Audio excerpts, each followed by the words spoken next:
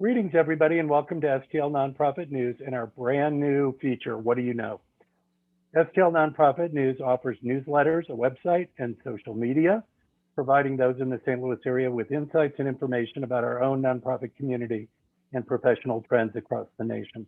And this month, our new feature, What Do You Know, offers an article about an important topic, followed by an interview with the author. Our very first guest, who we're quite excited to have, is Diane Drollinger.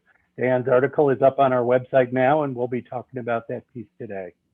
She's the president and CEO of Network for Strong Communities, a statewide organization offering programs that strengthen nonprofits.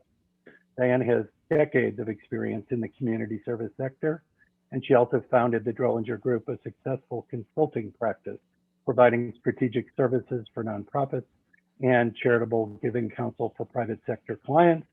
Diane is particularly noted for her experience in strategic visioning and organizational turnaround, community collaboration, resource development, and messaging. I know that's a handful, but it points to her expertise and her experience. So welcome, Diane. Thank you. First, for those who might not know about Network for Strong Communities or your consulting work, can you give us an overview, maybe a bit more than the very short summary I offered of your substantial background and your work in the nonprofit sector? Well, let's start with NSC, or Network for Strong Communities, if that's helpful, and then I'll do the Diane thing. Network for Strong Communities is a capacity building organization. We're celebrating our 25th year here in St. Louis right now. And basically what we have done, especially over the last several years, is grown our service and product line for nonprofits. We are nonprofits, so we're mission centric, which makes certain that we are always affordable to nonprofits of any size and any ilk. We have several areas that folks can access as far as support services for the work that they do. We have a learning component of our organization where you can get training and have a number of different learning experiences, roundtables for executive directors. We're starting a CFO roundtable now, peer mentoring, all those types of things happen here. We also have a great program called the Capacity Builder Scholarship Program, which is funded by the Nina Needleman Charitable Trust. And that is a year-long capacity building learning process where you go in and you get an organizational assessment. We identify what is needed to strengthen your organization, make it more sustainable and relevant if necessary. And then you have the option to learn through our training program, experience your own ED roundtable, and then grab some of our consulting and strategic planning services. And that's all underwritten by the Charitable Trust. So we would love that program, and we're in the process of figuring out how to replicate it. And I might add that just for full disclosure, from a journalism perspective, the Nina Needleman Charitable Trust also supports STL Nonprofit News. Great, that's awesome. So then the other piece of it is that we do strategic planning and visioning services for all sorts of organizations, large and small, as well as community-wide initiatives. So a good example of that community-wide initiative piece is that we are leading the Boot Heel Babies and Families Infant Mortality Reduction Initiative in southeastern Missouri, which is a 6-county hub model that is helping, and it's a 10-year initiative funded by the Missouri Foundation for Health. We're in the last 2 years of that initiative. And basically that design is to have community involvement in reducing infant mortality, which also includes a community-based funding initiative where we have community folks actually giving out grant money that's supplied by MFH, which is pretty innovative in the Boot Heel. And so we love doing that type of regional work as well as the individual organizational work. And the third leg of our operation is that we have back office services for small nonprofits. So we can answer phones, do data entry, help you run your meeting, help you round up your board, whatever is necessary to help smaller nonprofits that don't necessarily have the resources to have their own ongoing employees. NSC does that work for a number of folks, including fiscal management, bookkeeping, and all sorts of things that are about the infrastructure of a nonprofit. So anything that's about nonprofit operations, strategy, or growth, governance, we hope that NSC is a full resource for those folks in the region as well as throughout the state and southwestern Illinois. Whew. Thank you. It's a mouthful, okay. Yeah. So as far as my background, I actually have been in the sector for over 40 years. If you go to my LinkedIn site, you'll see that my degree is actually in vocal music performance. At the time that I started in the industry, there weren't a lot of graduate programs or programs in nonprofit management. So I've kind of learned through experience over the years. Originally from Ohio, moved to St. Louis in '94, and started my own I had a consulting practice in Ohio that was mostly on the corporate charitable giving side. When I moved to St. Louis, I got more involved with nonprofits, and took on some part-time clients and things like that. So I've been able to, I used to do the corporate charitable giving for Panera Bread years ago, and I've worked with the Community Foundation. And then, the Rob Lee Foundation, I was an interim ED there for a while. So I've been on the funding side, and I've also been on the administrative side of a nonprofit. So that gives me an interesting lens that many times folks don't have, because their experience is more in a Yeah. And that's actually one of the things I want to talk about in a little bit is people coming to the nonprofit sector from other places, which I think also relates to this strategic planning issue and perspective. So didn't mean to interrupt, but wanted to raise that because it's apropos to your background as well. That's fine. So all that being said, I've been doing this a long time and I love it. I think I'm kind of walking proof that one can stay in the industry for a very long time and still thrive. And so I've been really blessed to be able to grow in my positions and be able to lead all sorts of stuff. And I have a great time in nonprofit. So you wrote this great article for us this past week about when it's time for nonprofits to think about strategic planning and what they should think about when they do think it's time. And this last year, of course, has presented, let's say, unique experiences for nonprofits. And some have been so busy figuring out how to just survive through the pandemic and its aftermath, they might have put aside longer-term planning for the moment, whether that's correct or incorrect. So given the events of the past year, how have nonprofits you've seen and how does the nonprofit in general look at when it's the right time to think about doing planning?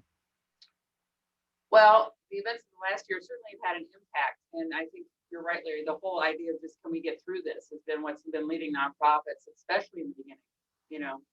After about 5 to 6 months in the pandemic, people kind of got into their new normal, which was, back into the maintenance mode from chaos into, I guess we can manage this, okay?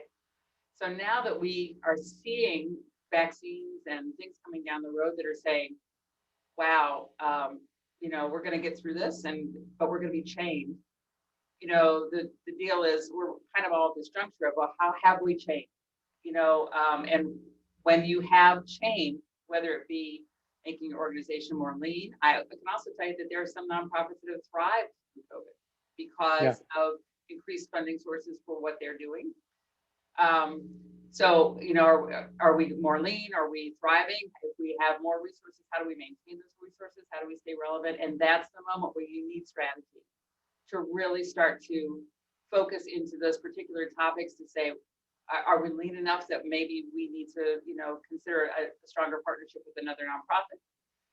Are we flourishing enough that we can look at different ways to serve and adding staff and capacity? Are our existing kind of basic needs lines enough? How do we leverage our resources? Those are all strategic questions. And I think change is what's going to be the catalyst for that.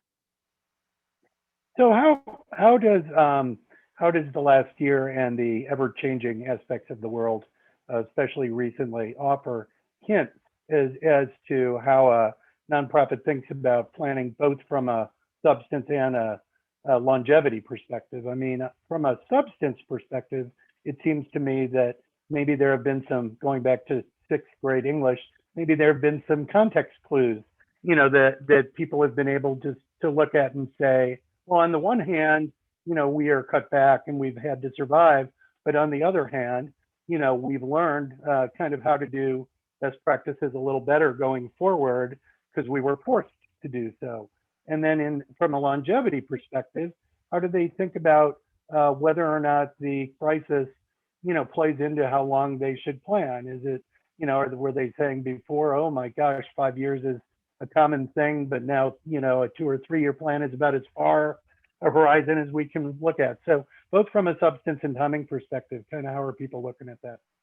I think most nonprofit leaders that I've talked to are okay with what's happening now, but they're really scared of 22, 23 because they don't know how the funding models are going to shift. They don't know what going to a new normal is going to look like.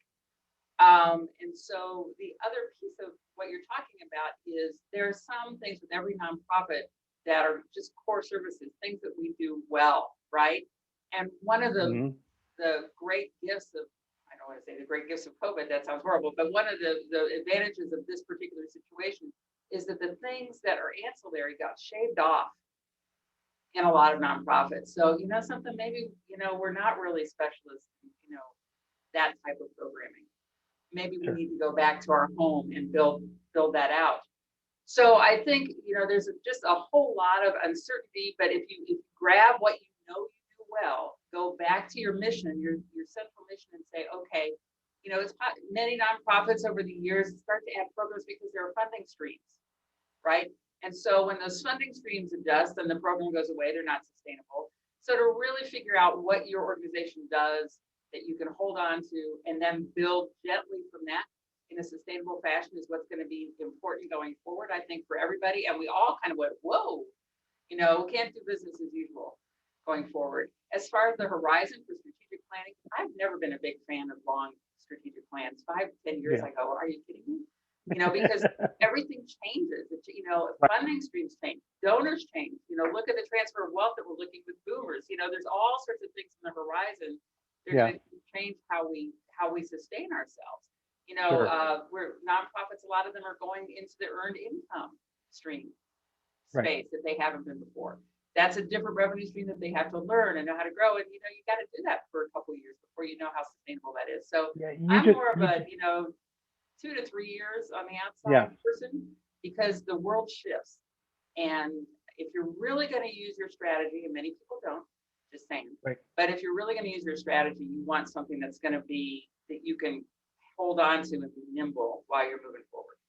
Yeah, you know, when you talk about or looking at earned income, this may sound like a crazy question, but on the heels of a pandemic, can there be a tendency to focus too much on financial sustainability and not enough on mission and vision?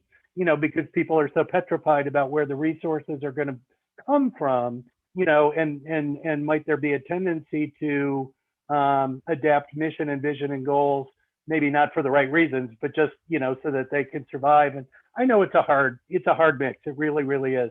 But I'm just curious about whether you've seen folks say, you know, number one is, you know, dollars, dollars, dollars, and number two is everything else. Sure. Because that's job security. You know, cash Yeah. is job security at the end of the day.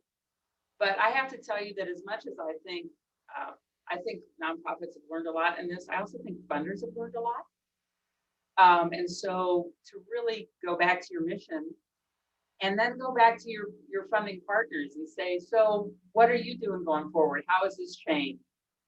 There are also, you know, besides the pandemic and basic needs and all the things that are going on, there are also moves in the funding community, obviously for, you know, racial justice and equity. And, you know, there's a lot of things to address. And then the other wild card is the new administration. You know, where's government going to invest their dollars? I mean, there's just a whole lot of stuff out there, right? So as opposed to grabbing money, you know, crafting Following the program to dollars. grab Yeah. money, which I really get because it's a sustainability issue. You know, if you know what your mission is and you are competent and even innovative in your mission, then shopping that mission with those partners who can really help you become sustainable and grow is the more strength-based way to approach what you're doing. I think when I was a funder, you know, one of the biggest fears that I had and other folks had is if a nonprofit didn't know how to make something sustainable, if they couldn't absorb it into their operating budget, okay, then we put in money and the program without, you know, aggressive sustainability plan just goes away. So you serve part of the community for a while and then without funding, because no funder funds forever, we all know that, let's get real here. Without funding, you know, it just, the services are removed from community. Sure. And so really having an eye on, is what you're doing mission-based? Is there a way to make it sustainable? And not just in your own shop. Is there a way to partner with another organization that helps you do that, right? Because they've got a piece of some funding and you've got a piece of some funding. It's the old, like the old book Stone Soup, you know, you bring everything together and suddenly you have dinner. You know, that's another way to do it. So even thinking strategically about that is. Yeah, I've seen planning ideas that under the main goals or strategies, depending on what your model is and how you call it, what you call them, you know, you have kind of your own inherent kind of goals or strategies or tactics, but then you have strategies and tactics with partners, which itself becomes, you know, a separate subset so that you can, you know, so that you can accomplish two things. First, it's the right thing to do. And second, it grows each partner's market and potential reach, right? So you know, partnership becomes an inherent part of the plan, not just an adjunct of, oh, we'll look over here for a particular program or project, right? So Yeah, and I do want to mention that one thing I think COVID has done in the nonprofit space is because we all got gobsmacked with what was coming down the road. There was a sense of, pardon the cliche, we're in this together. So yeah, there have been more collaborative conversations than I have seen pre-COVID. Because if you understand that the way funding models exist is to make funding sources competitive. And so nonprofits are always trying to figure out how to be the winner in a grant seeking contest or a funding or with a donor, right? But this has brought all this together to go, wow, we all have to get through this somehow. I've seen nonprofits lending staff to other nonprofits who couldn't afford to keep their, you know, folks on because they needed to deploy folks. I mean, I've seen all sorts of interesting collaborations, and I think that bodes well for how we work together going forward. yeah. It also overlaps with one of the services you provide, which is providing the back office services, right? I mean, I think that's another way to kind of build sustainability for an individual nonprofit. So, and that might even allow and encourage more partnership with others. So, yeah, that's cool. Now let's talk about getting out of a crisis period. Let's assume for a moment there's not a crisis period like every 6 months going forward for the rest of our lives, and that there's something resembling normal or close to normal. Then a crisis comes along, and a group has a plan in place. One of the things that I think some groups are befuddled by is, you know, what do you do then? You know, do you lop off, you know, this priority or that priority? Do you organize your plan in a way such that, you know, when a crisis does come, you can say, well, numbers 4, 5, and 6, you know, go away and we focus on 1, 2, and 3. I'm kind of curious about, you know, how adaptable most nonprofits are and how they kind of relate that adaptability to their planning process. So I think the centric question around that is community landscape. What are community needs? What are community gaps? So if you have a plan that's kind of prefab that, okay, well, we're gonna lob off 4 and 5. It could be that depending on the scope of the crisis, whatever that is, that 4 and 5 become 1 and 2, right? Yeah. So that your competency leads to fill community gaps. And at the end of the day, we have to remember that survivability is important, but our mission leads the day. So, you know, so our job is to be the safety net for the communities we serve. And so if those safety net needs change, I think we need to be flexible about that. Now, every nonprofit has a certain appetite for risk, right? And so it really depends on the culture of the individual nonprofit. Those who are doing one thing, hanging on by a thread, probably want to keep doing that one thing. They're not going to have the appetite to switch the game, right? Sometimes very large nonprofits become so institutionalized that they don't have the appetite to switch the game, right? There's more on the table to lose. Okay, so there's all of that. So then the question is for those, you know, slightly larger than small to mid-sized nonprofits. I've seen in this particular scenario that those are the folks that seem to be, can be, not always, but can be more nimble in the way that they approach their work. And it's not, you know, once again, it's not even about just crisis. It's also about things like DEI and how those things are impacting racial justice, impacting our work as well. So I guess I would encourage folks not to go to the prefab kind of model of blah, blah, blah, but to really to look around and be strategic and what's the need, what toys do you have to bring to that table, who's got other toys that can come with your toys, right? And then that's going to create the stability and innovation and the flexibility that we need to serve a changing landscape. Yeah. And in terms of thinking expansively, by way of example, when I started running the Jewish Life back in 2008, many of the organizations in the Jewish community were run by folks who had a very traditional nonprofit background, MSW, that kind of thing. By the time I left at the end of 2016, many of the Jewish nonprofits and institutions in that community were being run by folks with marketing backgrounds and planning backgrounds, or legal and real estate backgrounds and journalism backgrounds. What I'm curious about is, I think you believe this, given that you started out in vocal music, and I'm a musician myself, so I believe it. But how having staff and board that come from a variety of different backgrounds and sectors can help not only with different perspectives, but in planning for the future. It seems to me that there is some benefit to that. Of course, you have to have core competencies. There's no question. You're running a news organization. You need news people. Nobody would deny that. But I'm curious about your perspective with your many clients about whether you've seen changes for the better, or maybe even changes for the worse, when there's more diversified leadership, either at the staff level or at the board level, both for planning and otherwise. This is kind of a hot topic with me. Me too, as you could tell, because I asked the question. So I think really what it boils down to is, when I started in the industry, if you think about how nonprofits develop in their professionalism, the industry is actually pretty young. Volunteers were running things and doing things, to mid-century, not all exclusively, but a lot. The workforce changed. There were a lot of women that did a lot of volunteer work, and so the sector evolved in from a volunteer-based gig. Okay. Sure. I think, and honestly, I'm lucky to have encountered a lot of people who have come to me and said, I'm from the private sector. I want to give back. I think my skills would be applicable to running or leading a nonprofit. Maybe. Yeah. I think what happens is, the nonprofit industry, which has been heavily perceived as charity and therefore not business, right, suffers from a profile issue. So folks who from the private side, which I've also worked, I did cable and I did bread and stuff like that, can come over to the space and think, how hard can it be?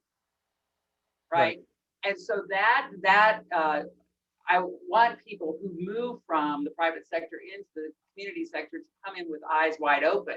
Then sure, you may have a really great leader, somebody who served on boards, somebody who gets what the nonprofit infrastructure is like, somebody who understands that there won't be probably 6 administrative assistants to help you with your calendaring, that type of stuff. I mean, because the industry that we work in is pretty resource strapped. And if you come from a private sector setting that is a large setting, that you don't have that experience, right? Right. And so it's a shock for folks.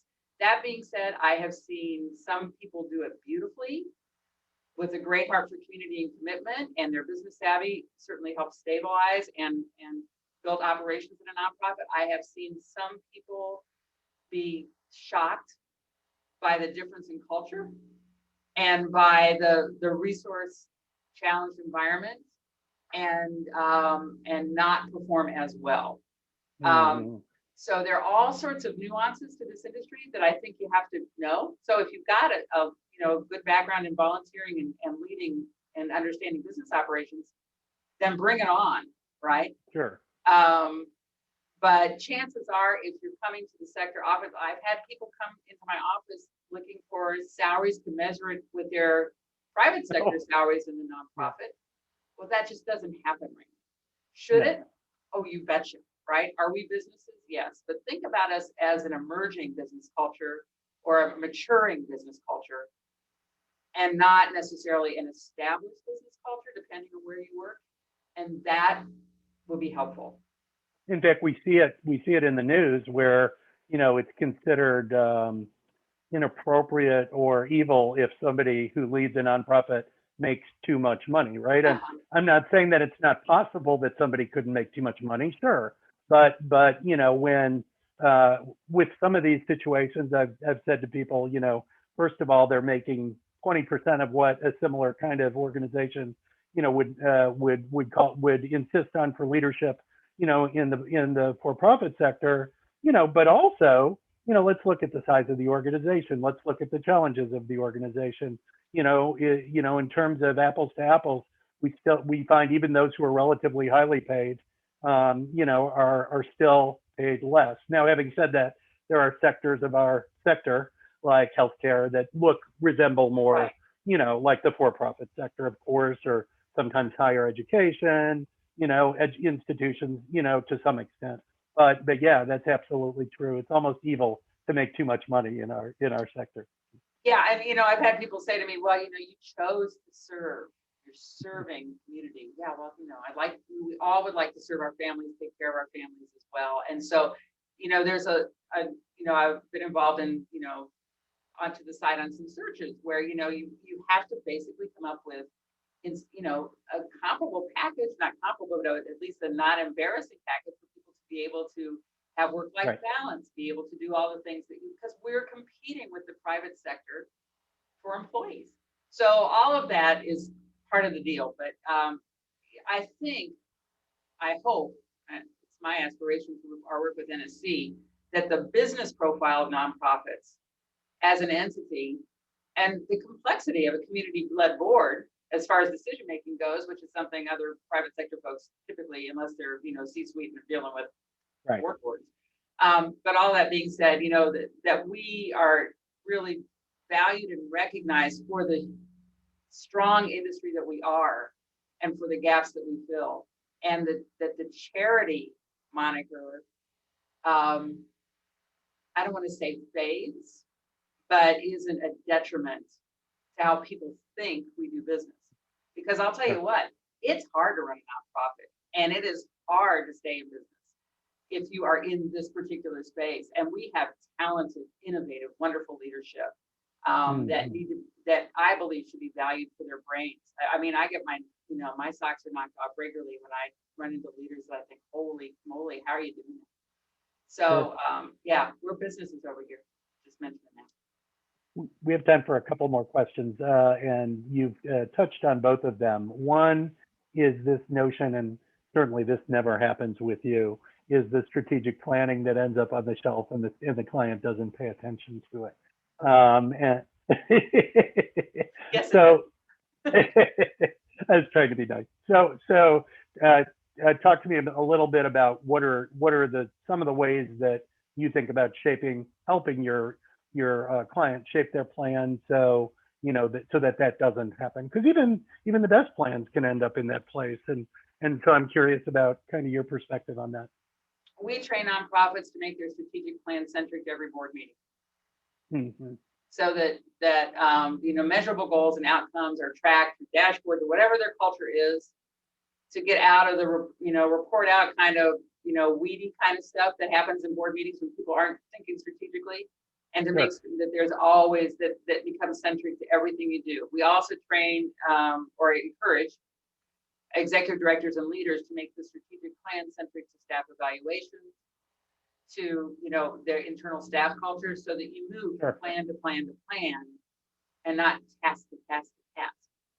So, and not that there's not operational things that support a plan, of course there are, but so in other words, if you made those 4 phone calls and it supports your plan, then you say, wow, your 4 phone calls supported your plan, as opposed to thank you for making the 4 phone calls. Yeah. So I think really ingraining it in the culture is where we stand with that. And then the other thing I wanted to ask you about that you touched on is the constituents and who you serve. So with many strategic planning models, you know, the organization reaches out to different constituencies. Can be who they serve, can be funding partners, can be whoever. So let's say you reach out and you're hearing from the community, and I'm sure this has happened to you because you've done so many planning exercises, that there's a difference of opinion, you know, between the organization and what they're hearing from the constituent groups in the community. You know, it's, you know, when does an organization know to shift gears or be open enough to shift gears, and when do they say, no, we kind of know from our own experience that what we've been doing is right. That has to come up, I would think, a bunch when you're talking through these things. So community voice is paramount in any strategic planning process. And honestly, if organizations don't weigh that heavily in what they're doing, they become less relevant. And so one day you're going to have the 1980s model in 2027. So we, yes, do nonprofits dig their heels in? I actually had somebody say to me years ago, my community doesn't know what they need. I know what they need better.